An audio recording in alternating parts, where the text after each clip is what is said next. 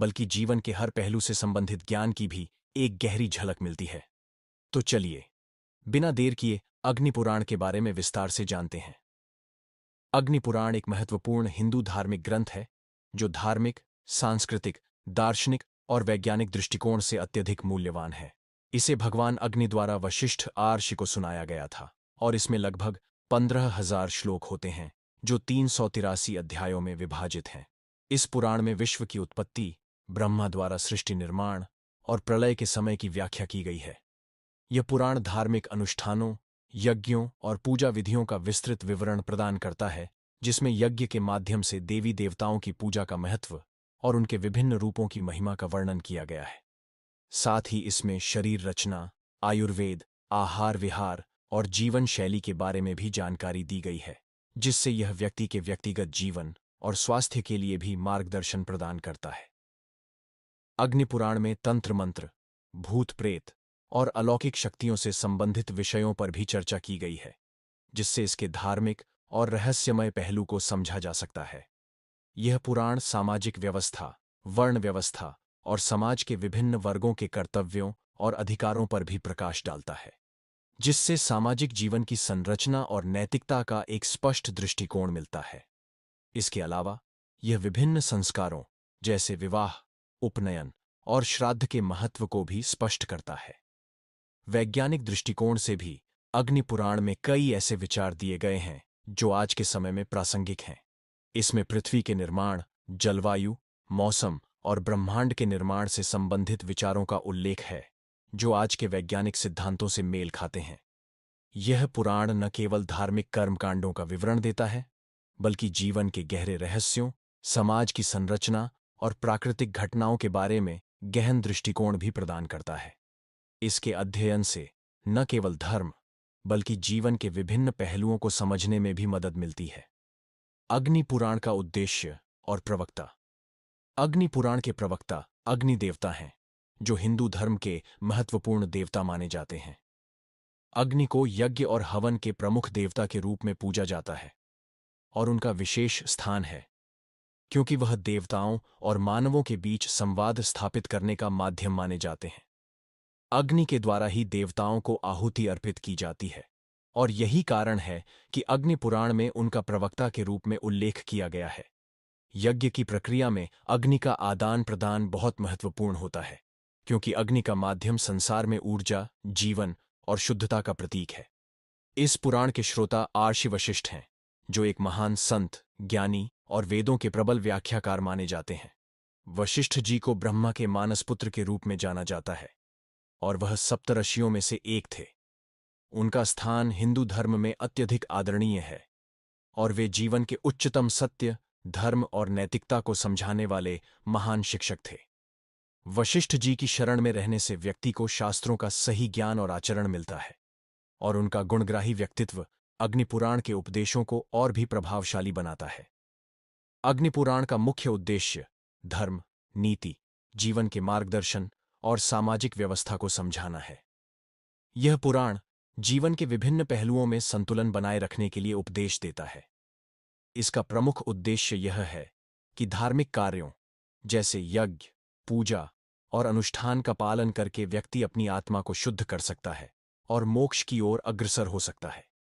इसके माध्यम से यह भी बताया जाता है कि धर्म और नीति के सिद्धांतों का पालन करके व्यक्ति अपने जीवन को सही दिशा में मोड़ सकता है, जो न केवल उसकी आत्मिक उन्नति के लिए आवश्यक है, बल्कि सामाजिक और भौतिक कल्याण के लिए भी महत्वपूर्ण है।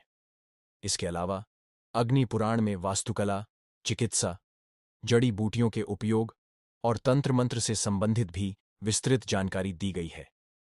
यह पुराण जीवन के व्यावहारिक पहलुओं को भी उजागर करता है, जैसे घर निर्माण के लिए वास्तुशास्त्र, दवाइयों के रूप में औषधियों का प्रयोग और नकारात्मक शक्तियों से बचने के लिए आवश्यक उपाय। अग्निपुराण व्यक्ति को सही कार्य करने, पापों से बचने और जीवन को एक उच्च उद्देश्य की ओर मार्गदर्शन देने के लिए प्रेरित करता है। इसका उद्देश्य न केवल धार्मिक शिक्षा देना है, बल्कि समाज को एक समृद्ध और संतुलित जीवन जीने की दिशा में मार्गदर्शन करना भी है। इस प्रकार अग्निपुराण का दार्शनिक और भौतिक दृष्टिकोण से अध्ययन करके व्यक्ति धर्म, तात्विक शिक्षा और सामाजिक कल्याण की दिशा में आत्मविकास कर सकता है।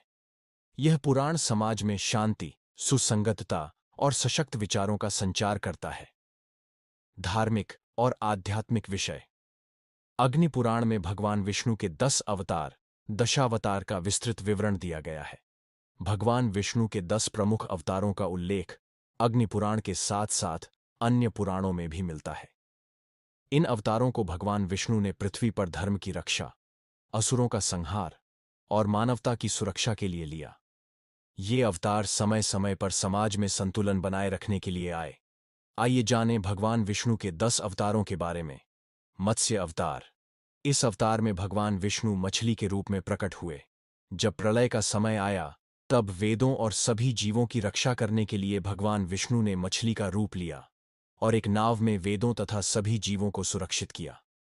इस अवतार का उद्देश्य प्रलय के समय संसार की रक्षा करना था। कच्छप अवतार। कच्छप अवतार में भगवान विष्णु कछुए के रूप में प्रकट हुए। समुद्र मंथन के दौरान मंदिर पर्वत को अपने शल्क पर रखकर भगवान विष्णु ने मंथन की प्रक्रिया को पूरा किया। इस अवतार का उद्देश्य समुद्र मंथन से अमृत की प्राप्ति और संसार की भलाई करना था। वराह अवतार। वराह अवतार में भगवान विष्णु सूअर के रूप में प्रकट हुए। इस अवतार में भगवान विष्णु ने राक्षस हिरण्याक्ष से पृथ्वी को बचाया, जो पृथ्वी को जल के नीचे ले गया था।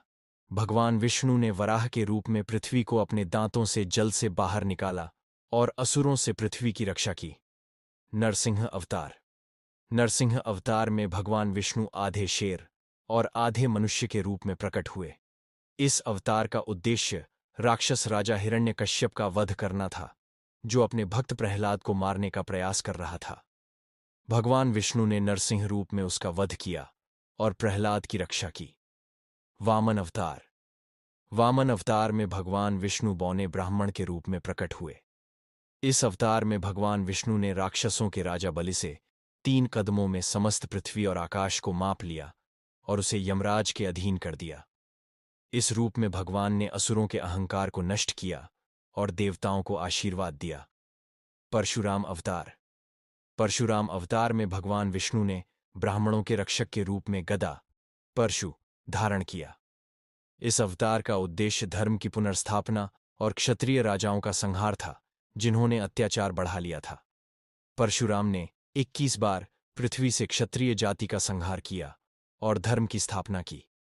राम अवतार। राम अवतार में भगवान विष्णु ने राजा राम के रूप में अवतार लिया। इस अवतार का प्रमुख उद्देश्य राक्षस रावण का वध करना और सत्य, धर्म और कर्तव्य के आदर्श को स्थापित करना था। भगवान राम ने अपनी पत्नी सीता की रक्षा के लिए रावण से युद्ध किया और उसे पराजित किया। कृष्ण अवतार। कृष्ण अवतार में भगवान विष्णु ने गोकुल में जन्म लिया। इस अवतार में भगवान कृष्ण ने महाभारत युद्ध में अपनी भूमिका निभाई और अर्जुन को गीता का उपदेश दिया। कृष्ण ने धर्म, कर्तव्य, भक्ति और योग का महत्व बताया। साथ ही उन्होंने राक्षसों का वध किया और भगवान के आदर्शों का पालन कराया। बुद्ध अवतार। भगवान विष्णु ने इस अवतार में सिद्धार्थ के रूप में जन्म लिया, जो बाद में बुद्ध के नाम से प्रसिद्ध हुए।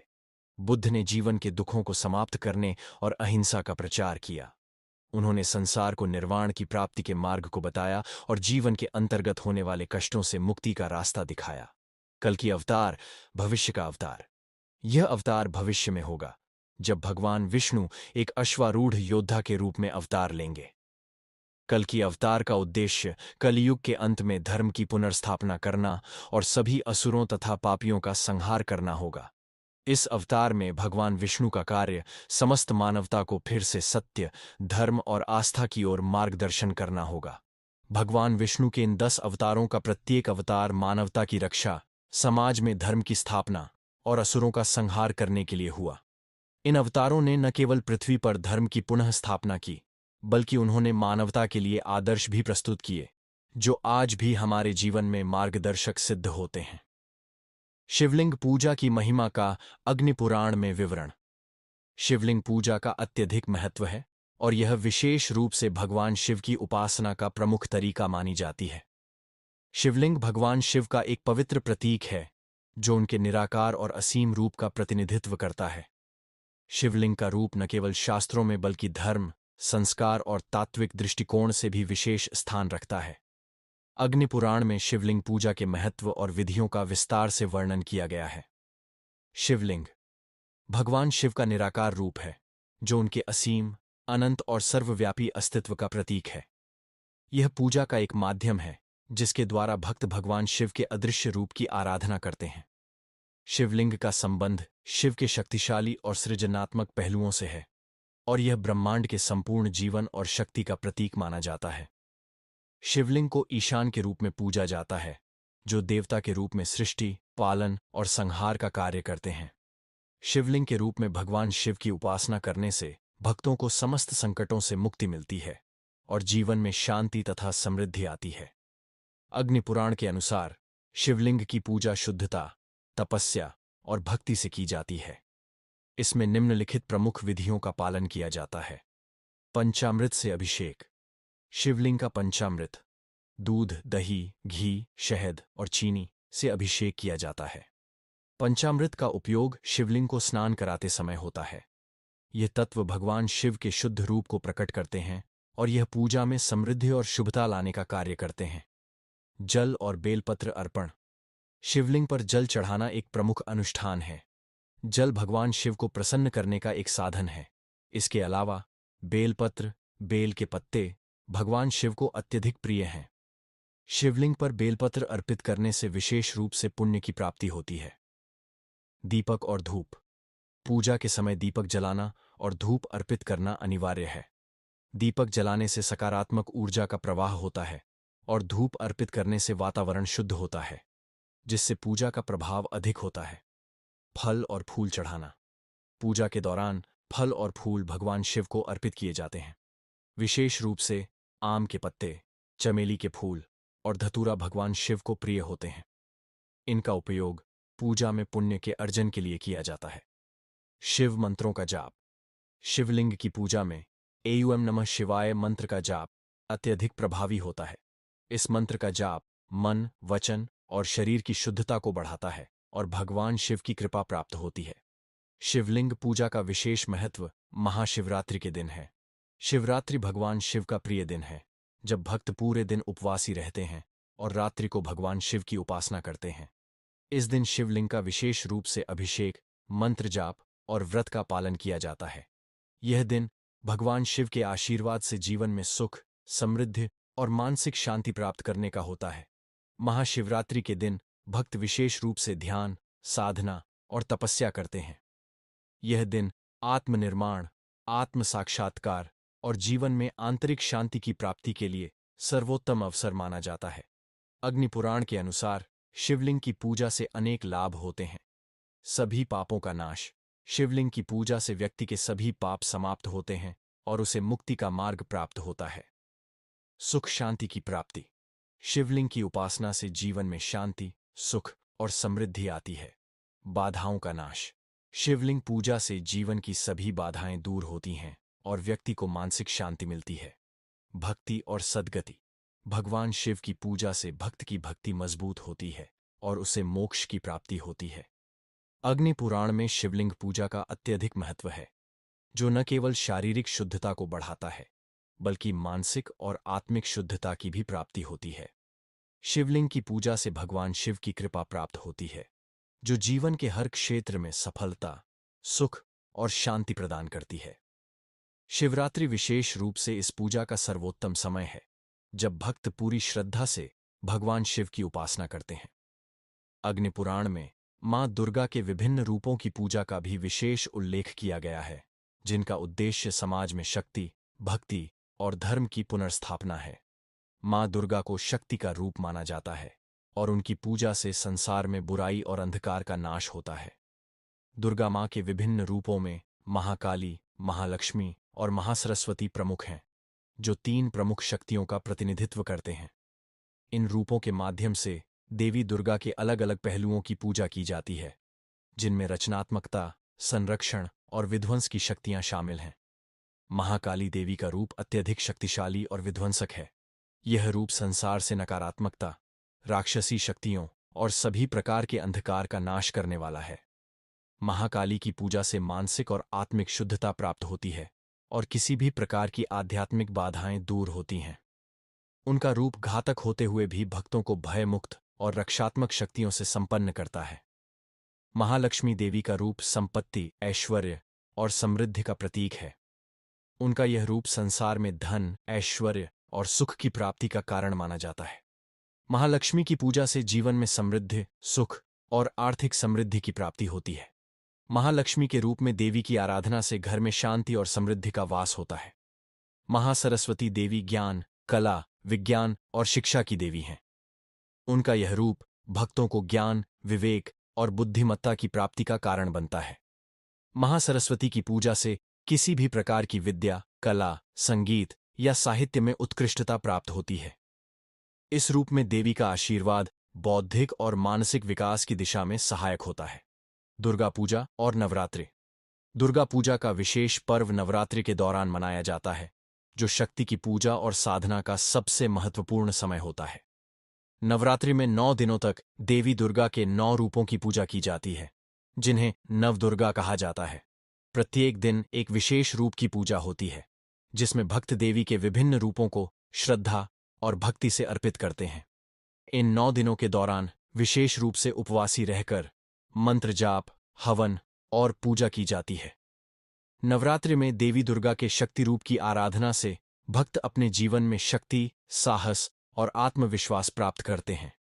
इस पर्व के दौरान विशेष रूप से घट स्थापना, अभिषेक, धूप दीप और पूजा अर्चना का महत्व होता है। यह दिन बुराई के नाश और अच्छाई की विजय का प्रतीक होते हैं और देवी दुर्गा की उपासना से भक्तों की हर मनोकामना पूर्ण होती है। अग्नि पुराण में मां दुर्गा के विभिन्न रूपों की पूजा की महिमा का उल्लेख किया गया है, जो शक्ति के विभिन्न पहलुओं को व्यक्त करते हैं। मां दुर्गा की उपासना से भक्तों को न केवल भौतिक और मानसिक शांति मिलती है, बल्कि वे आध्यात्मिक उन्नति की ओर भी अग्रसर होते हैं। विशेष रूप से नवरात्रि के दौरान देवी के 9 रूपों की पूजा से जीवन में सकारात्मक परिवर्तन आते हैं और बुराइयों का नाश होता है। अग्नि पुराण में भगवान गणेश की पूजा का अत्यधिक महत्व बताया गया है। गणेश जी को विघ्नहर्ता और बुद्धि के देवता के रूप में पूजा जाता है। उनकी पूजा विशेष रूप से सभी प्रकार के विघ्नों और अड़चनों के नाश, बुद्धि और समृद्धि की प्राप्ति और जीवन में सुख शांति की स्थापना के लिए की जाती है। गणेश जी का विनायक, गजानन और लंबोदर जैसे विभिन्न रूपों में पूजा की जाती है, जिनमें प्रत्येक रूप के पीछे एक विशेष अर्थ और उद्देश्य छिपा हुआ है। गणेश जी के विभिन्न रूप। विनायक रूप में गणेश जी का मतलब है विघ्नों का नाश करने वाला। वे सभी प्रकार के बाधाओं और परेशानियों को दूर करते हैं, जिससे जीवन में सुख और सफलता की राह आसान हो जाती है। गजानन रूप में भगवान गणेश का एक हाथी के सिर वाला रूप है, जो शक्ति, धैर्य और दृष्टिकोण का प्रतीक है। गजानन रूप में गणेश जी की पूजा से संतुलन और विवेक प्राप्त होता है। लंबोदर रूप में भगवान गणेश का विशाल पेट और मोटा शरीर है, जो समृद्धि, धैर्य और उदारता का प्रतीक है। यह रूप धन और भौतिक समृद्धि की प्राप्ति का कारण माना जाता है। गणेश पूजा में गणेश जी की मूर्तियों की स्थापना कर उन्हें विशेष रूप से धूप, दीप, फूल और लड्डू अर्पित किए जाते हैं। लड्डू भगवान गणेश को अत्यधिक प्रिय होते हैं और उन्हें भोग के रूप में अर्पित करना पूजा का अनिवार्य हिस्सा है। गणेश पूजा में विशेष रूप से उनका ओम गण गणपतये नमः मंत्र का जाप किया जाता है, जिससे विघ्नों का नाश और सफलता की प्राप्ति होती है। गणेश जी की पूजा का सबसे बड़ा पर्व गणेश चतुर्थी होता है, जो विशेष रूप से महाराष्ट्र, गोवा, कर्नाटका, उत्तर भारत और अन्य क्षेत्रों में धूमधाम से मनाया जाता है। यह पर्व भाद्रपद महीने के शुक्ल पक्ष की चौथी तिथि को मनाया जाता है और इसे भगवान गणेश के पृथ्वी पर आगमन के दिन के रूप में मनाया जाता है। इस दिन गणेश जी की मूर्तियों की घरों में स्थापना की जाती है और उन्हें 10 दिनों तक पूजा जाता है। इस दौरान श्रद्धालु गणेश जी की आराधना करते हैं, भक्ति गीत गाते हैं और उनके आशीर्वाद से अपने जीवन में समृद्धि, सुख और शांति की कामना करते हैं। गणेश चतुर्थी का पर्व समाज में एकता, प्रेम और सहयोग का प्रतीक भी है और इस दिन भक्तगण गणेश जी की मूर्तियों को सार्वजनिक स्थानों पर स्थापित करते हैं। इस दिन सामूहिक रूप से पूजा की जाती है और पूरा वातावरण भक्तिमय और उल्लासपूर्ण हो जाता है। गणेश पूजा के लाभ। विघ्नों का नाश। गणेश पूजा का सबसे बड़ा लाभ यह है कि यह सभी प्रकार की विघ्न बाधाओं का नाश करती है। गणेश जी को विघ्नहर्ता, विघ्नों को दूर करने वाला माना जाता है और उनकी पूजा से किसी भी कार्य की शुरुआत में आने वाली कठिनाइयां और अड़चनें दूर हो जाती हैं।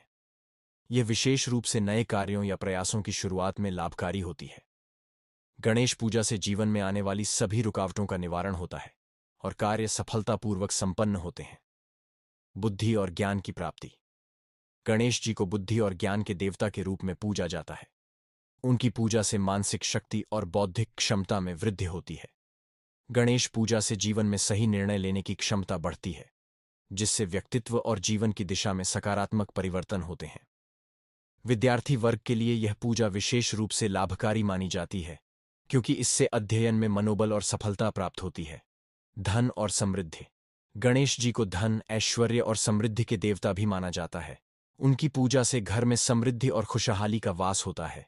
गणेश पूजा से विशेष रूप से व्यवसायियों, व्यापारियों और नौकरी पेशा लोगों को आर्थिक समृद्धि और सफलता मिलती है। यह पूजा न केवल आर्थिक लाभ का कारण बनती है, बल्कि जीवन में स्थिरता और शांति भी लाती है। आध्यात्मिक उन्नति। गणेश पूजा से मानसिक शांति और संतुलन प्राप्त होता है, जो व्यक्ति को आध्यात्मिक उन्नति की ओर मार्गदर्शन करता है। यह पूजा आत्मिक शांति, आत्म जागरूकता और ध्यान की अवस्था को बढ़ाती है, जिससे व्यक्ति अपने जीवन के उद्देश्यों को स्पष्ट रूप से समझ पाता है। गणेश जी की उपासना से जीवन में आंतरिक सुख, संतुलन और शांति का अनुभव होता है। अग्नि पुराण में भगवान गणेश की पूजा का महत्व न केवल उनके रूपों की विविधता में, बल्कि उनके द्वारा प्रदान की जाने वाली आशीर्वाद की शक्ति में भी छिपा हुआ है। गणेश पूजा से जीवन में हर प्रकार की सफलता, समृद्धि, शांति और खुशी आती है। विशेष रूप से गणेश चतुर्थी के पर्व के दौरान गणेश जी की पूजा से भक्तों को उनकी सारी समस्याओं से मुक्ति मिलती है और वे समृद्धि की ओर अग्रसर होते हैं। अग्नि पुराण धार्मिक और आध्यात्मिक जीवन का एक अभिन्न हिस्सा है, जो न केवल पूजा विधियों को विस्तृत रूप से प्रस्तुत करता है, बल्कि जीवन के गहरे तात्विक और नैतिक पहलुओं पर भी प्रकाश डालता है। यह पुराण खास तौर पर भक्तों को उनके जीवन में धर्म, कर्म, भक्ति और आस्था के महत्व को समझाने के लिए प्रेरित करता है, ताकि वे सही दिशा में अपने जीवन का मार्गदर्शन कर सकें। अग्नि पुराण में भगवान विष्णु, भगवान शिव, माँ दुर्गा और भगवान गणेश की पूजा विधियां, उनके विभिन्न रूपों और उनके भक्तों के लिए उपासना के तरीकों को विस्तार से बताया गया है। यह भक्तों को न केवल धार्मिक कृत्यों में संलग्न करने के लिए प्रेरित करता है, बल्कि उन्हें जीवन के उच्चतम उद्देश्य को प्राप्त करने के लिए आवश्यक साधन भी प्रदान करता है। अग्नि पुराण में धार्मिक आचरण और नैतिक जीवन के बारे में गहरे उपदेश दिए गए हैं। यह भक्तों को अपने कार्यों में निष्कलंकता, ईमानदारी और समर्पण की ओर प्रेरित करता है। धर्म का पालन करने से न केवल जीवन में शांति मिलती है, बल्कि आत्मिक उन्नति और अंतिम मुक्ति, मोक्ष की प्राप्ति भी होती है। कर्म को सच्चाई, निष्ठा और श्रद्धा के साथ किया जाना चाहिए, और भक्ति और आस्था के माध्यम से भक्त अपने ईश्वर से सच्चे संबंध स्थापित करते हैं। अग्नि पुराण जीवन के उद्देश्य और साधना की दिशा को स्पष्ट करता है। यह पुराण स्पष्ट रूप से बताता है कि जीवन का मुख्य उद्देश्य भगवान की पूजा और उनकी उपासना के माध्यम से आत्मा का शुद्धिकरण और मोक्ष प्राप्त करना है। साधना, तपस्या और ध्यान के माध्यम से व्यक्ति अपने जीवन को उच्चतम स्तर तक उन्नत कर सकता है। यह पुराण विशेष रूप से ध्यान और साधना के महत्व को समझाने में सहायक है, जिससे व्यक्ति अपने जीवन को शांति और संतुलन से भर सकता है। अग्नि पुराण में यह भी बताया गया है कि एक सच्चा भक्त वही होता है जो अपने नैतिक आचरण और सदाचार को उच्चतम मानकों तक पहुंचाता है। यह पुराण भक्तों को सिखाता है कि हर कार्य में सत्य, अहिंसा और शुद्धता को अपनाना चाहिए, ताकि जीवन में सत्य और अच्छाई की जीत हो सके। इसके माध्यम से व्यक्ति अपने अंदर के बुरे संस्कारों को नष्ट करके श्रेष्ठ जीवन जीने के लिए प्रेरित होता है। अग्नि पुराण न केवल धार्मिक और आध्यात्मिक जीवन का मार्गदर्शन करने वाला ग्रंथ है, बल्कि यह जीवन के सभी पहलुओं को समग्र दृष्टिकोण से देखने की प्रेरणा भी देता है। यह भक्तों को अपने कर्मों, विश्वासों और साधनाओं के माध्यम से सत्य, धर्म और आस्था के पथ पर चलने के लिए प्रेरित करता है। इस पुराण के अध्ययन और पालन से जीवन में शांति, समृद्धि और आत्मिक उन्नति प्राप्त होती है, और व्यक्ति अपने जीवन के उच्चतम उद्देश्य की ओर अग्रसर होता है। अग्नि पुराण के अनुसार विज्ञान और शास्त्रों का वर्णन।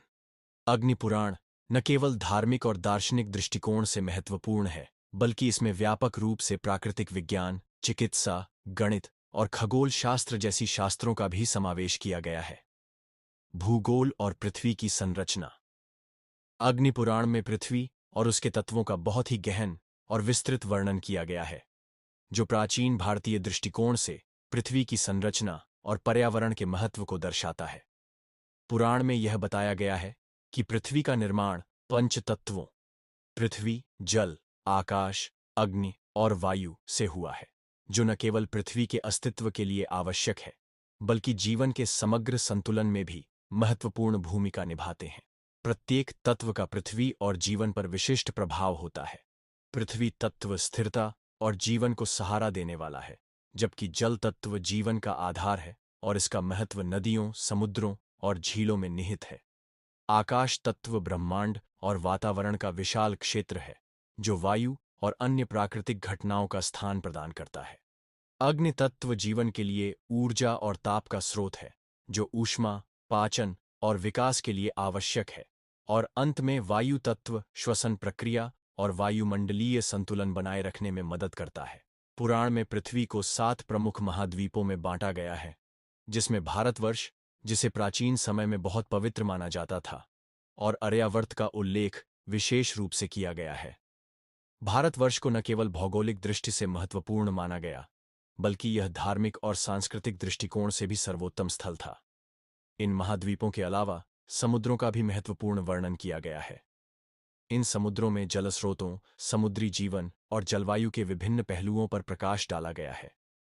विशेष रूप से आम्बुधि सागर और नदींदी सागर जैसे समुद्रों का उल्लेख किया गया है, जिनका पर्यावरणीय संतुलन और जलवायु पर गहरा प्रभाव था। इसके अलावा इस पुराण में नदियों और जलस्रोतों का महत्व भी बताया गया है, जो जीवन का आधार हैं। गंगा, यमुना और सिंधु जैसी नदियां न केवल धार्मिक दृष्टिकोण से पवित्र मानी जाती हैं, बल्कि इनका जीवनदायिनी के रूप में पर्यावरणीय संतुलन में भी अहम योगदान था।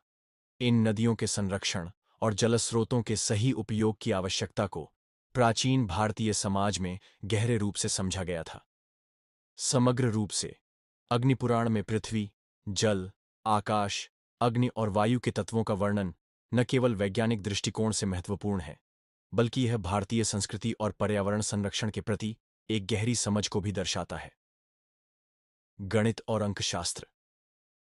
अग्निपुराण में गणित और अंकशास्त्र का उल्लेख धार्मिक, सांस्कृतिक और वैज्ञानिक संदर्भ में किया गया है। संख्याओं का महत्व इस पुराण में बहुत गहरा है, और विशेष रूप से इन्हें धार्मिक अनुष्ठानों, यज्ञों, तंत्र मंत्र तथा वास्तुशास्त्र में उपयोगी माना गया है। संख्याओं की एक विशेष शक्ति और प्रभाव माना जाता था, और इनका सही उपयोग जीवन में शांति, समृद्धि और संतुलन लाने के लिए किया जाता था। अग्निपुराण में 1 से लेकर 9 तक की संख्याओं को पवित्र और महत्वपूर्ण माना गया है। उदाहरण के लिए 1 को ईश्वर की एकता और ब्रह्मा के प्रतीक के रूप में देखा गया, जबकि 3 त्रिमूर्ति ब्रह्मा, विष्णु और महेश का प्रतीक था। 4 को स्थिरता और संतुलन से जोड़ा गया, जो पृथ्वी के चारों कोनों को दर्शाता है। इसी प्रकार 7 को एक पवित्र संख्या माना गया, जो ब्रह्मांड के 7 महाद्वीपों और 7 समुद्रों से जुड़ी है। इन संख्याओं का धार्मिक अनुष्ठानों, यज्ञों और तंत्र मंत्र में महत्व होता था, जहां इनका उपयोग विशेष रूप से ऊर्जा और शक्ति के संचार के लिए किया जाता था। वर्गमूल और घनमूल। अग्निपुराण में गणितीय समस्याओं और अंकगणितीय सिद्धांतों का उल्लेख भी किया गया है, जैसे वर्गमूल, स्क्वायर रूट्स, और घनमूल, क्यूब रूट्स के प्रयोग। यह सिद्धांत न केवल अंकगणित, बल्कि ज्योतिष, तंत्र मंत्र और वास्तुशास्त्र में भी प्रयोग किए जाते थे। संख्याओं के गुण, भाग, जोड़, घटाव के तरीके और उनकी गणनाओं का भी पुराण में विस्तार से वर्णन किया गया है। यह अंकगणितीय सिद्धांत न केवल धार्मिक कार्यों में, बल्कि जीवन के विभिन्न पहलुओं में संतुलन और सफलता प्राप्त करने के लिए भी महत्वपूर्ण माने जाते थे। अग्निपुराण में अंकशास्त्र का उपयोग तंत्र मंत्र और वास्तुशास्त्र में भी किया गया है। तंत्र मंत्र में संख्याओं का उच्चारण विशेष रूप से ऊर्जा के प्रवाह को नियंत्रित करने और शांति के लिए किया जाता था, वास्तुशास्त्र में संख्याओं और उनके गुणों का उपयोग भवन निर्माण, आंतरिक सजावट और स्थान की सही दिशा का निर्धारण करने के लिए किया जाता था। संख्याओं के सही संतुलन से व्यक्ति अपने जीवन में सुख, समृद्धि और शांति ला सकता था। इस प्रकार अग्नि पुराण में गणित और अंकशास्त्र का महत्व सिर्फ संख्याओं की गणना तक सीमित नहीं था, बल्कि इसे एक गहरे धार्मिक और सांस्कृतिक संदर्भ में देखा जाता था, जहां इन संख्याओं का प्रभाव और उनका उपयोग जीवन को संतुलित और समृद्ध बनाने के लिए किया जाता था। ज्योतिष और ग्रहों का प्रभाव। अग्नि पुराण में ज्योतिष और ग्रहों के प्रभाव पर गहरा ध्यान दिया गया है, जो प्राचीन भारतीय समाज में खगोल शास्त्र और मानव जीवन के बीच एक अडिग संबंध को दर्शाता है। यह पुराण प्रत्येक ग्रह के विशिष्ट प्रभाव के बारे में विस्तार से बताता है, यह विश्वास रखते हुए कि हर ग्रह का व्यक्ति के जीवन पर प्रत्यक्ष या अप्रत्यक्ष रूप से गहरा असर होता है। ग्रहों का प्रभाव जीवन के विभिन्न पहलुओं जैसे स्वास्थ्य, समृद्धि, रिश्ते, मानसिक स्थिति और कार्यक्षेत्र पर महसूस होता है। उदाहरण के तौर पर सूर्य को शक्ति, आत्मा और स्वास्थ्य का प्रतीक माना गया है, जबकि चंद्रमा व्यक्ति के मनोबल, मानसिक शांति और भावनाओं पर असर डालता है। मंगल का प्रभाव शारीरिक स्वास्थ्य और साहस पर पड़ता है, वहीं बुध व्यक्ति की बुद्धि, वाणी और संवाद क्षमता को प्रभावित करता है। गुरु, बृहस्पति, ज्ञान, धार्मिकता और समृद्धि का कारक है, और शुक्र प्रेम, सौंदर्य और भौतिक सुखों को नियंत्रित करता है। सबसे महत्वपूर्ण, शनि को न्याय, परीक्षा और कर्म का कारक माना गया है, जो व्यक्ति के जीवन में संघर्षों और कड़ी मेहनत की जरूरत को उजागर करता है। इन ग्रहों के प्रभाव के आधार पर व्यक्ति का जीवन संघर्षपूर्ण या सुखमय हो सकता है, और यही कारण था कि प्राचीन भारतीय समाज में ज्योतिष और ग्रहों के प्रभाव को समझने और नियंत्रित करने के उपायों पर विशेष ध्यान दिया गया। नक्षत्रों और राशियों का भी अग्नि पुराण में महत्व है। नक्षत्र और राशियां न केवल व्यक्ति की जन्म कुंडली का आधार बनती थीं, बल्कि कृषि कार्यों, महत्वपूर्ण अनुष्ठानों और दैनिक जीवन के निर्णयों के लिए भी उनका उपयोग किया जाता था।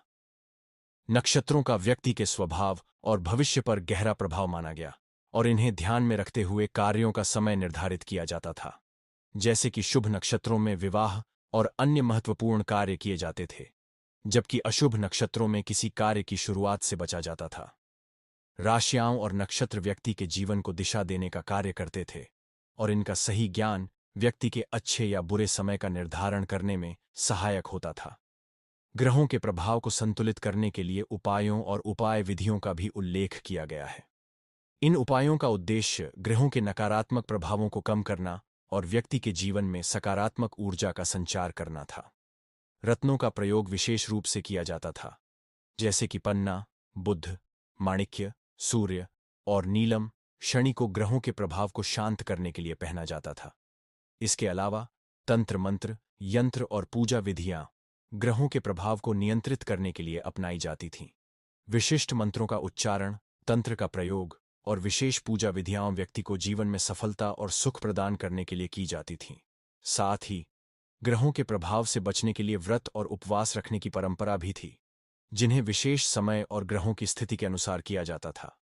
इन उपायों के माध्यम से व्यक्ति अपनी दैनिक जीवन की समस्याओं से उबरने का प्रयास करता था और ग्रहों के प्रभाव को अपने पक्ष में मोड़ने की कोशिश करता था।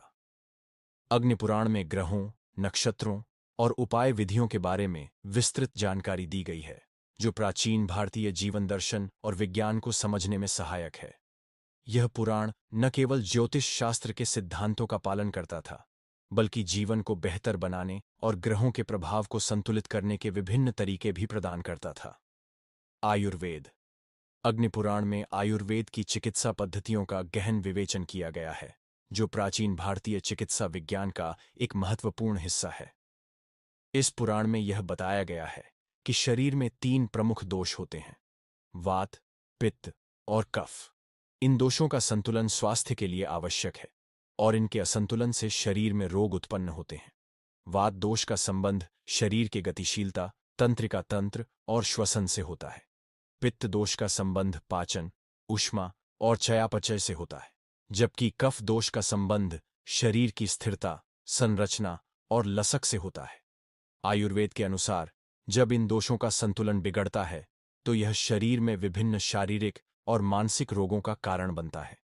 आयुर्वेद में औषधियों और उपचार विधियों का विस्तार से वर्णन किया गया है, जो प्राकृतिक जड़ी बूटियों, वनस्पतियों, खनिजों और अन्य उपचारात्मक साधनों से प्राप्त होती हैं। अग्नि पुराण में कई औषधियों के नाम और उनके चिकित्सकीय गुणों पर विशेष ध्यान दिया गया है। उदाहरण स्वरूप, तुलसी को विभिन्न रोगों से रक्षा करने वाली एक शक्तिशाली औषधि के रूप में प्रस्तुत किया गया है। इसे संक्रमण, सर्दी, खांसी और श्वसन समस्याओं के उपचार में उपयोगी माना जाता है। अश्वगंधा को शारीरिक और मानसिक शक्ति बढ़ाने वाली औषधि के रूप में जाना जाता है, जबकि हल्दी को सूजन और संक्रमण के उपचार के लिए अत्यंत लाभकारी माना गया है। अदरक का उपयोग पाचन शक्ति को बढ़ाने और आंतरिक संतुलन बनाए रखने के लिए किया जाता है। इन औषधियों के उपयोग से शरीर की रोग प्रतिकारक क्षमता में वृद्धि होती है और स्वस्थ जीवन जीने में सहायता मिलती है। आयुर्वेद में स्वास्थ्य और जीवन शैली के महत्व पर भी जोर दिया गया है। पुराण में यह बताया गया है कि स्वस्थ जीवन जीने के लिए आहार विहार का संतुलन बनाए रखना आवश्यक है।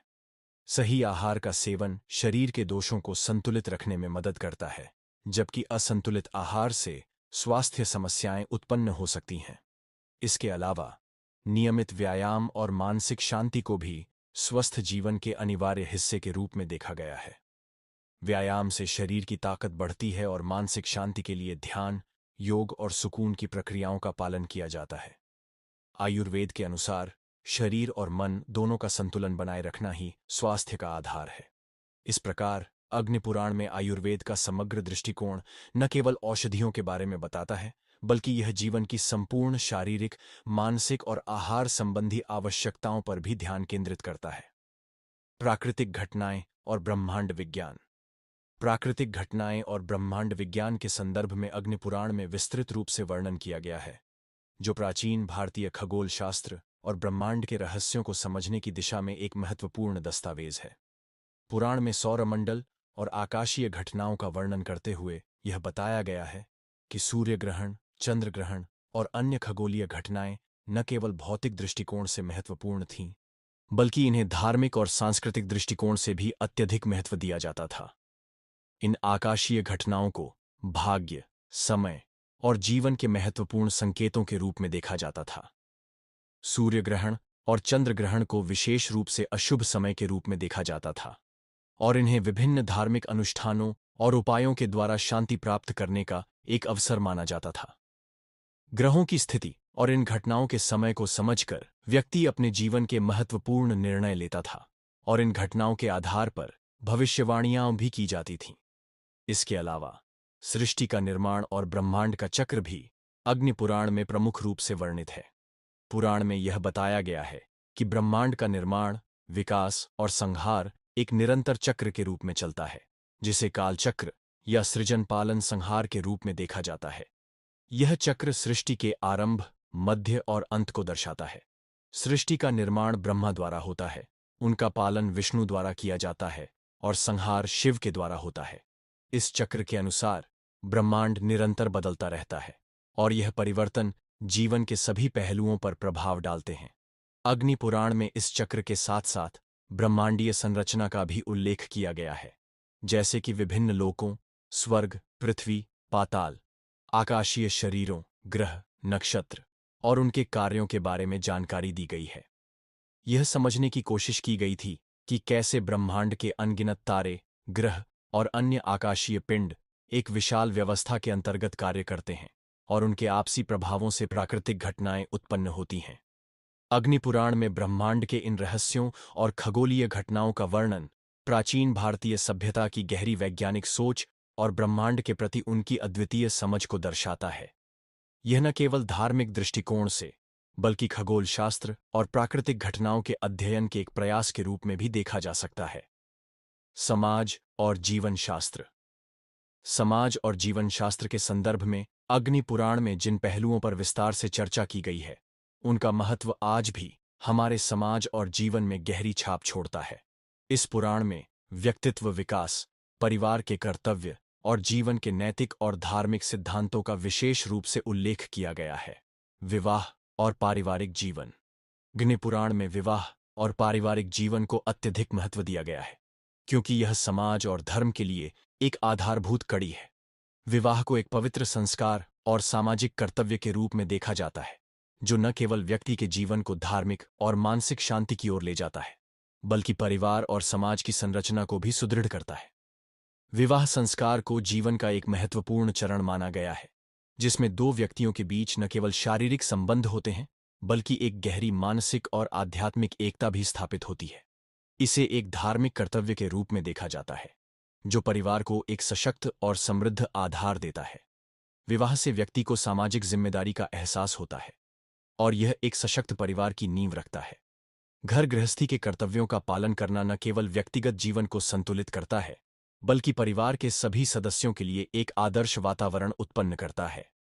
अग्नि पुराण के अनुसार एक गृहस्थ को अपने परिवार के सभी कर्तव्यों को सही तरीके से निभाना चाहिए, चाहे वह धार्मिक पूजा पाठ हो, अपने बच्चों की शिक्षा और संस्कार हो, या पत्नी और पति के बीच सामंजस्यपूर्ण संबंध बनाए रखना हो।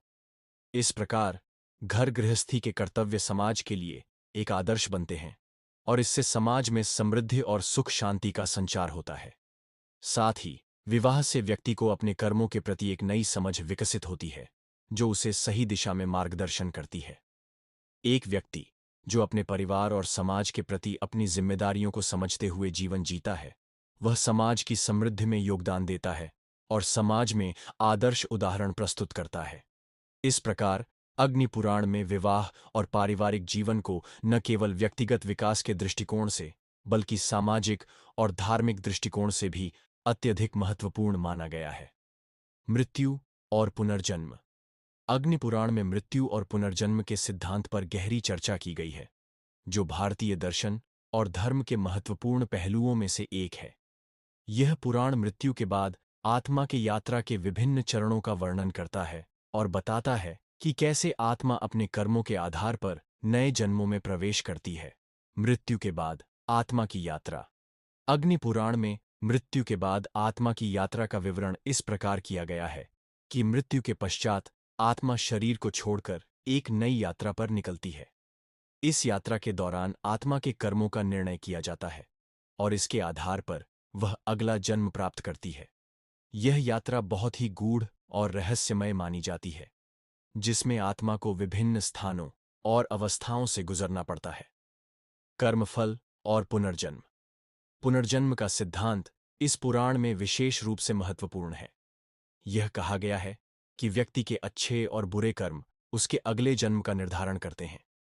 यदि किसी ने जीवन में अच्छे कर्म किए हैं, तो उसे शुभ और सुखमय जन्म मिलता है, जबकि बुरे कर्मों के कारण आत्मा को कठिनाइयों और कष्टों से भरे जन्मों का सामना करना पड़ता है। इस प्रकार पुनर्जन्म का सिद्धांत यह स्पष्ट करता है कि जीवन के कर्मों का फल अनिवार्य रूप से मिलता है, और यह आत्मा के यात्रा को प्रभावित करता है। आत्मा की शुद्धि और मोक्ष। अग्नि पुराण में यह भी बताया गया है कि पुनर्जन्म का उद्देश्य केवल आत्मा की शुद्धि है। आत्मा जब तक अपने सारे पापों और दोषों से मुक्त नहीं हो जाती, तब तक उसे लगातार नए जन्मों में जन्म लेना पड़ता है।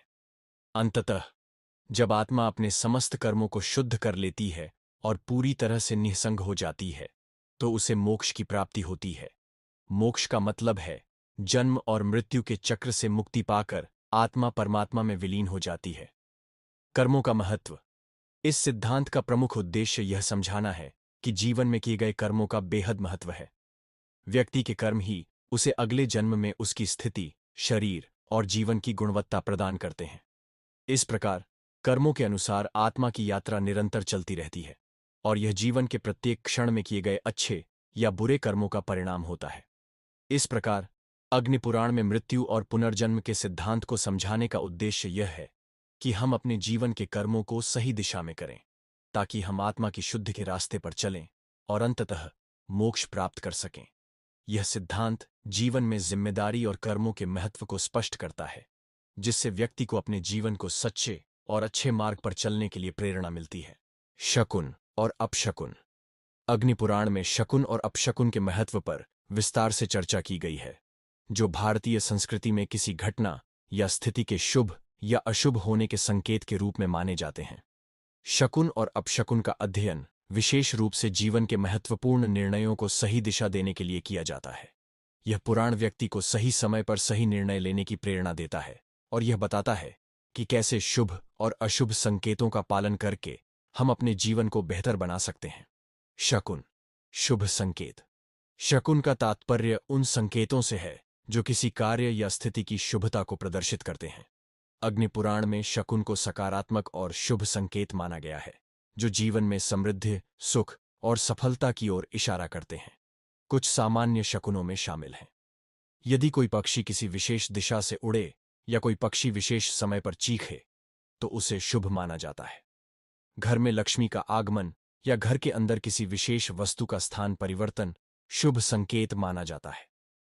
किसी नए कार्य की शुरुआत के समय अगर कोई अच्छा या सुखद संकेत मिले, तो उसे सफलता का पूर्व संकेत माना जाता है। ये सभी शकुन व्यक्ति को यह बताते हैं कि वह जो कार्य शुरू करने जा रहा है, वह शुभ और सकारात्मक परिणाम देगा। इस प्रकार शकुनों का पालन करके व्यक्ति अपने जीवन को सकारात्मक दिशा में ले जा सकता है। अपशकुन, अशुभ संकेत।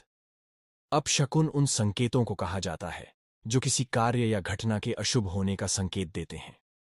अग्नि पुराण में अपशकुन को जीवन में असफलता, कष्ट और दुख का प्रतीक माना गया है। यह अशुभ संकेत उस समय जागरूकता पैदा करते हैं जब किसी कार्य में कोई विघ्न आ सकता है। कुछ सामान्य अपशकुनों में शामिल हैं। यदि घर के अंदर कोई बुरी गंध आए या घर में कोई चींटी या बुरी शक्ल का जानवर दिखे, तो यह अशुभ संकेत माना जाता है। अचानक कोई चीज गिरना या हाथ से छूट जाना भी अपशकुन के रूप में देखा जाता है। अगर अचानक किसी विशेष दिशा में कोई शोर या अशुभ घटना घटित होती है, तो इसे अपशकुन माना जाता है। इन अपशकुनों से बचने के लिए अग्नि पुराण में कुछ उपाय भी बताए गए हैं, जैसे अपशकुन के समय तंत्र मंत्र का जाप करना या किसी धार्मिक कार्य का आयोजन करना, घर में शुद्धता बनाए रखना और कोई अपशकुन होने पर विशेष पूजा या अनुष्ठान करना। किसी विशेष अवसर पर अगर अपशकुन हो, तो उस दिन कोई नया कार्य शुरू करने से बचना और कुछ समय तक शांति बनाए रखना। शकुन और अपशकुन का महत्व। अग्नि पुराण में यह बताया गया है कि शकुन और अपशकुन केवल संकेत नहीं हैं, बल्कि ये जीवन के साथ जुड़ी हुई ऊर्जा और आस्थाओं के रूप में देखे जाते हैं। व्यक्ति को जीवन में आने वाले सकारात्मक और नकारात्मक संकेतों को पहचानने की क्षमता होनी चाहिए, ताकि वह समय रहते सही कदम उठा सके। शकुन और अपशकुन का सही ढंग से विश्लेषण करके हम न केवल अपने कार्यों में सफलता की दिशा में कदम बढ़ा सकते हैं, बल्कि जीवन में समृद्धि, शांति और संतुलन भी बना सकते हैं। इस प्रकार अग्नि पुराण में शकुन और अपशकुन के अध्ययन से यह सिद्ध होता है कि जीवन में हर घटना का एक कारण और संकेत होता है, और इसे समझकर हम अपने निर्णयों को अधिक प्रभावशाली बना सकते हैं। नीतिशास्त्र। अग्निपुराण में नीतिशास्त्र के माध्यम से जीवन के नैतिक पहलुओं पर गहरे विचार किए गए हैं, जो न केवल व्यक्तिगत जीवन को सुधारने के लिए महत्वपूर्ण हैं, बल्कि समाज और मानवता के लिए भी आवश्यक हैं। इस पुराण में 4 प्रमुख नैतिक सिद्धांतों सत्य, अहिंसा, कर्तव्य और समाज के प्रति जिम्मेदारी का विशेष रूप से उल्लेख किया गया है। ये सिद्धांत जीवन को उच्चतम स्तर पर जीने की दिशा में मार्गदर्शन करते हैं और हमें एक आदर्श व्यक्ति और समाज बनने की प्रेरणा देते हैं। सत्य के पालन का अर्थ केवल सच बोलने से नहीं है, बल्कि इसे जीवन के हर पहलू में, आचार विचार और कार्यों में सत्यता को स्थापित करने से है। अग्नि पुराण में कहा गया है कि सत्य ही परम सत्य है, और सत्य के मार्ग पर चलने से आत्मिक शांति और समाज में विश्वास उत्पन्न होता है। व्यक्ति जब सत्य का पालन करता है, तो उसका जीवन सरल और शांति से भरा रहता है। अहिंसा, जो कि न केवल शारीरिक हिंसा से बचने का निर्देश देती है, बल्कि मानसिक और वाचिक हिंसा से भी बचने के लिए प्रेरित करती है, इसे अग्नि पुराण में जीवन का मूल तत्व माना गया है। अहिंसा का पालन करके व्यक्ति समाज में प्रेम, सहिष्णुता और सहकार्य का वातावरण बना सकता है। यह सिद्धांत न केवल व्यक्तिगत रिश्तों को मजबूत करता है, बल्कि समाज में समरसता और शांति का निर्माण करता है। अहिंसा का पालन जीवन में न केवल बाहरी हिंसा से बचाता है, बल्कि आंतरिक शांति और मानसिक स्वास्थ्य को भी बढ़ावा देता है। कर्तव्य का पालन हर व्यक्ति का प्राथमिक दायित्व है, और अग्नि पुराण के अनुसार व्यक्ति को अपने जीवन में हर कार्य को कर्तव्य के रूप में देखना चाहिए।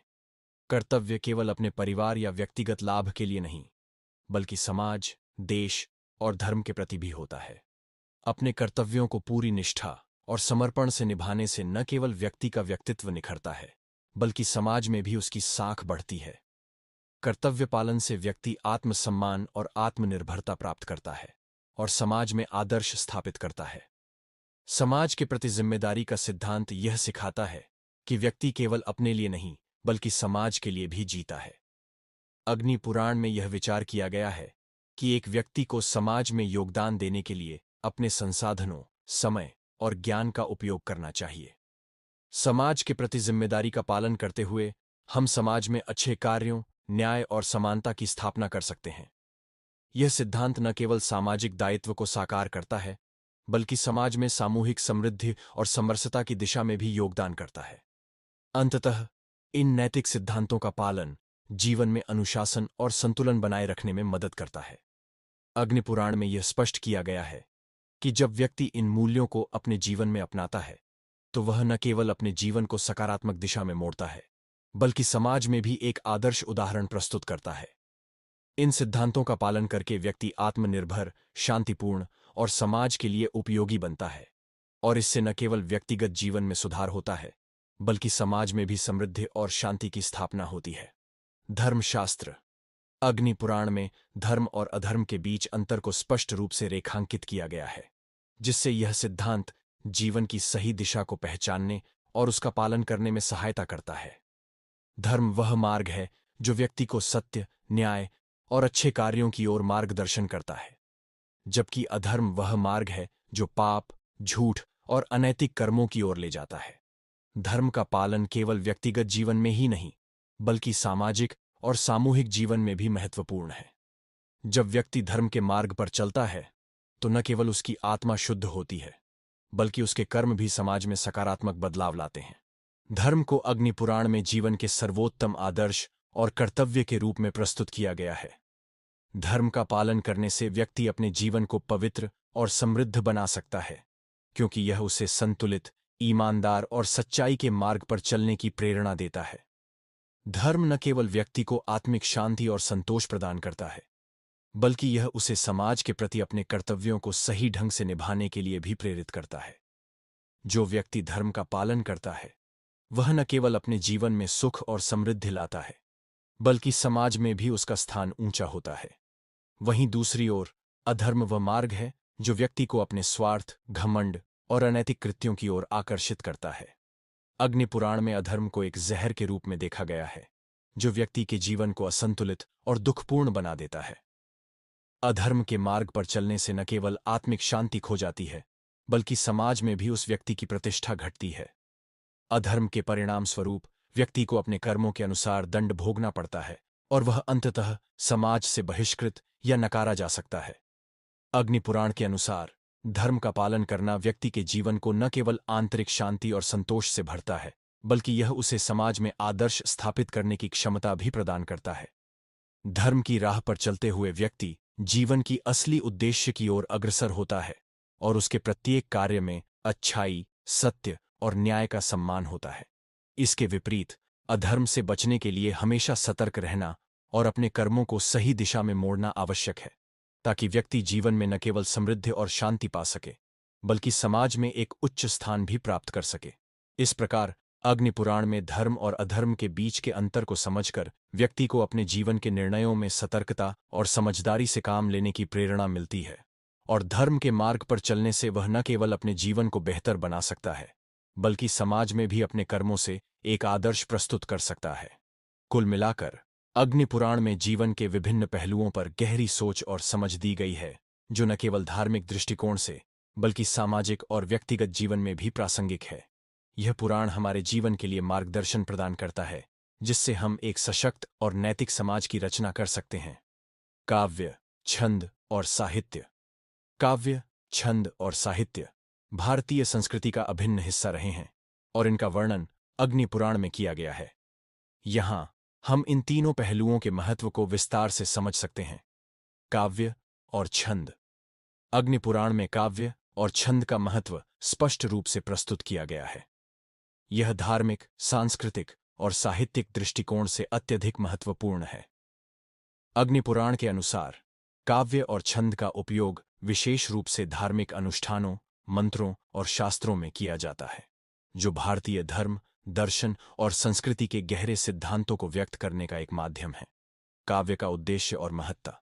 काव्य केवल कला और सौंदर्य का प्रदर्शन नहीं है, बल्कि यह एक माध्यम है जिसके द्वारा गहरे दार्शनिक, धार्मिक और आस्थापूर्ण विचारों को व्यक्त किया जाता है। संस्कृत काव्य विशेष रूप से उच्च कोटि का माना जाता है, क्योंकि इसमें न केवल शब्दों की सूक्ष्मता होती है, बल्कि विचारों की गहराई भी होती है। काव्य के माध्यम से व्यक्ति अपनी आंतरिक भावनाओं और विचारों को व्यक्त करता है, जो समाज और धर्म की संरचना से जुड़े होते हैं। अग्निपुराण में काव्य की महत्ता इस बात से समझी जा सकती है कि इसे न केवल साधारण रचनाओं के रूप में देखा जाता है, बल्कि एक धार्मिक उपकरण के रूप में भी इसका उपयोग होता है। छंद का महत्व और प्रयोग। संस्कृत के छंद काव्य की लय, ताल और संगीतात्मकता प्रदान करते हैं। ये छंद विशेष प्रकार की संख्या, गुण और गुणात्मकता पर आधारित होते हैं, जो काव्य को एक विशिष्ट रूप और प्रभाव देते हैं। अग्निपुराण में छंदों का विस्तृत उल्लेख किया गया है, जो न केवल काव्य में लय बनाए रखते हैं, बल्कि धार्मिक मंत्रों और शास्त्रों के प्रभावी उच्चारण के लिए भी आवश्यक होते हैं। जैसे गायत्री छंद का प्रयोग, जो विशेष रूप से मंत्रों में होता है, वह मानसिक शांति और आंतरिक उन्नति के लिए अत्यधिक महत्वपूर्ण माना जाता है। धार्मिक और तात्विक संदेश। छंद केवल काव्य की सुंदरता और लय को बनाए रखने के लिए नहीं होते, बल्कि इनके माध्यम से धार्मिक और तात्विक संदेशों को भी प्रभावी रूप से व्यक्त किया जाता है। उदाहरण स्वरूप, वेदों और पुराणों में अनेक मंत्रों का प्रयोग छंदों में किया गया है, ताकि उन मंत्रों के उच्चारण से न केवल मंत्र का प्रभाव बढ़े, बल्कि उनके गहरे तात्विक और दार्शनिक संदेश भी श्रोताओं या पाठकों तक पहुंचे। यह छंदों का एक विशेष उद्देश्य है, न केवल काव्य का संप्रेषण, बल्कि आस्था और ज्ञान का संप्रेषण भी। अग्निपुराण में वर्णित काव्य और छंदों का उद्देश्य न केवल काव्य की संरचना को बनाए रखना है, बल्कि इसके माध्यम से धार्मिक, तात्विक और दार्शनिक विचारों को एक विशेष रूप में प्रस्तुत करना भी है। यह भारतीय संस्कृति और साहित्य के अद्वितीय पहलू को प्रकट करता है, जहां कला, धर्म और दर्शन आपस में मिलकर एक सशक्त प्रभाव उत्पन्न करते हैं। व्याकरण और साहित्य। अग्निपुराण में व्याकरण और साहित्य के बारे में जो विवरण मिलता है, वह संस्कृत भाषा की संरचना और उसके प्रयोग को समझने के लिए अत्यंत महत्वपूर्ण है।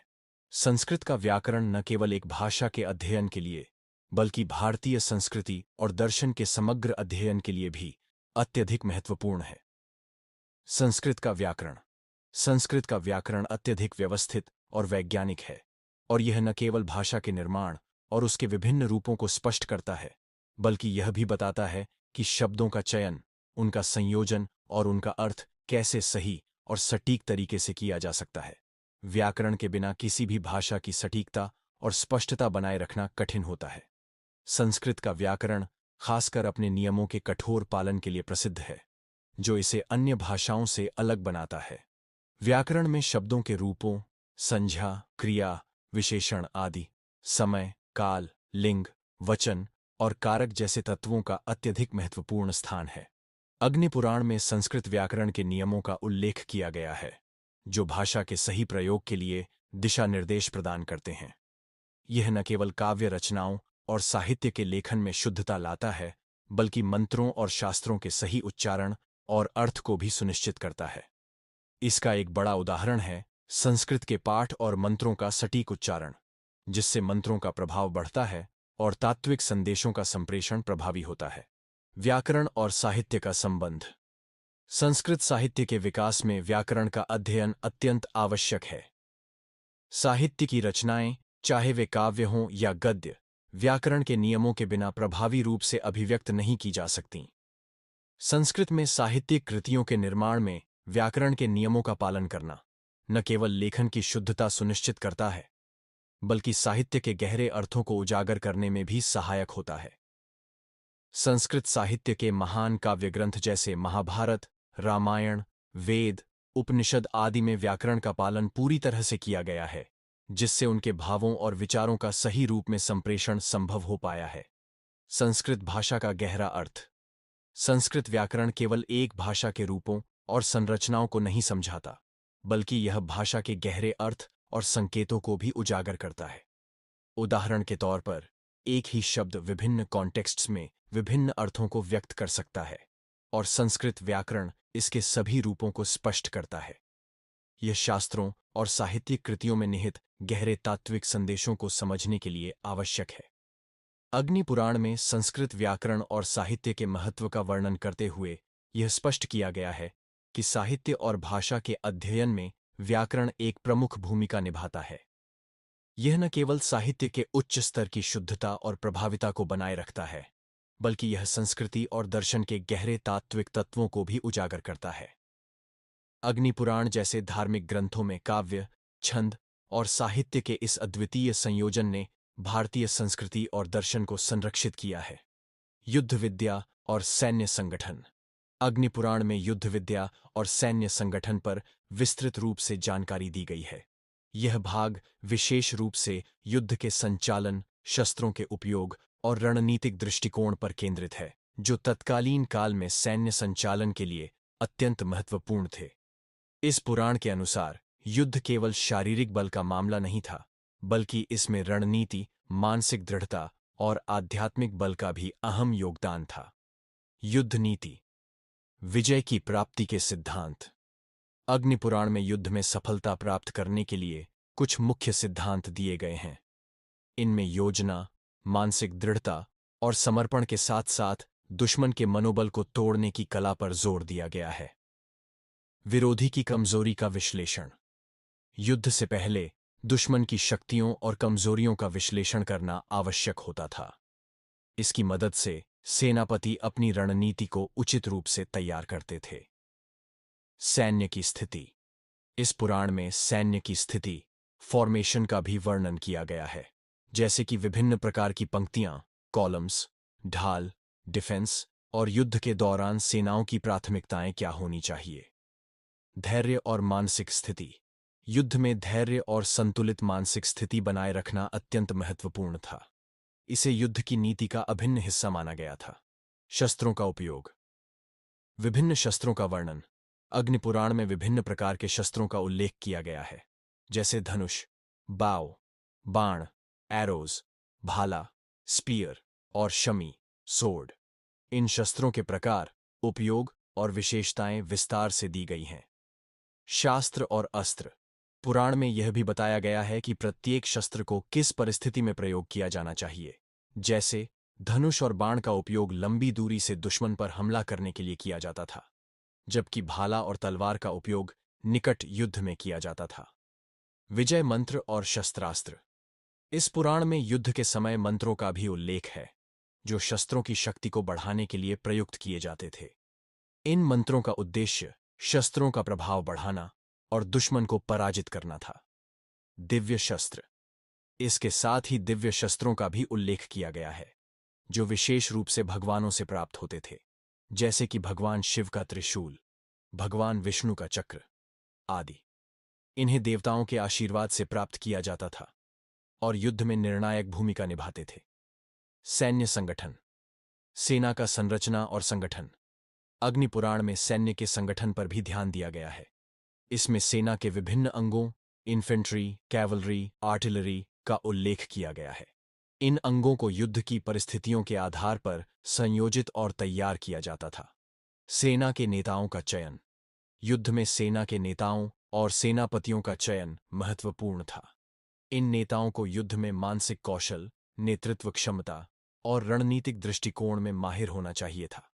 पुराण में यह भी बताया गया है कि सेना के सेनापतियों को युद्ध नीति, शस्त्र संचालन और बलों का प्रबंधन करने में निपुण होना चाहिए। सेना की भर्ती और प्रशिक्षण। अग्निपुराण में सेना की भर्ती, प्रशिक्षण और युद्ध के लिए तैयार करने के सिद्धांत दिए गए हैं। यह सुनिश्चित करने के लिए सैन्य कर्मियों को शारीरिक रूप से स्वस्थ और मानसिक रूप से तैयार किया जाता था। लड़ाई की रणनीतियां। विभिन्न प्रकार की सैन्य रणनीतियों का भी उल्लेख किया गया है, जैसे व्यूह, फॉर्मेशन। युद्ध में विभिन्न प्रकार की सैन्य पंक्तियां, फॉर्मेशन, जैसे कि चक्रव्यूह, सर्कुलर फॉर्मेशन, शंखव्यूह, कॉन्च फॉर्मेशन और शेरव्यूह, लाइन फॉर्मेशन का उपयोग किया जाता था। सर्वेक्षण और खुफिया जानकारी। दुश्मन की स्थिति, शक्ति और रणनीतियों का विश्लेषण करने के लिए खुफिया जानकारी एकत्र करना अत्यंत महत्वपूर्ण था।